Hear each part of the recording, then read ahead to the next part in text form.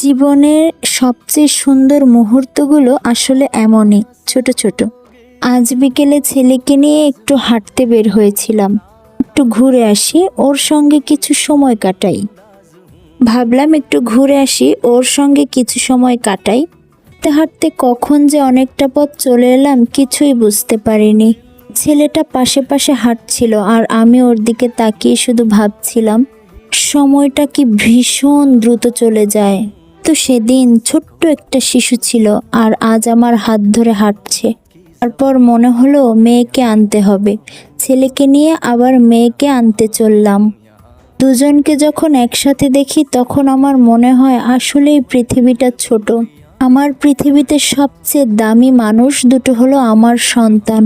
সত্যি বলতে মা হওয়ার পর নিজের জন্য সময় খুব কমই পাওয়া যায়। কখনো ক্লান্তি, কখনো মন খারাপ, কখনো ব্যস্ততা, কিছুর মাঝেও সন্তানদের মুখের একটা হাসি যেন সব কিছু ভুলিয়ে দেয়। আজকের বিকেলটা হয়তো খুব সাধারণ ছিল। কোথাও ঘুরতে যাওয়া হয়নি, বড় কোনো আয়োজনও করা হয়নি। শুধু ছেলেকে নিয়ে হাঁটতে গেলাম, এরপর মেয়েকে নিয়ে আবার চলে এলাম। কিন্তু এই সাধারণ স্মৃতিগুলো একসময় আমার কাছে অসাধারণ মুহূর্ত হয়ে থাকবে, কারণ সন্তানরা একদিন বড় হয়ে যাবে। আজ যারা আমার হাত ধরে হাঁটে, একদিন তারা নিজেই নিজের পথ ধরে হাঁটবে। তাই আজকের এই ছোট সময়গুলো আমি মন ভরে উপভোগ করতে চাই।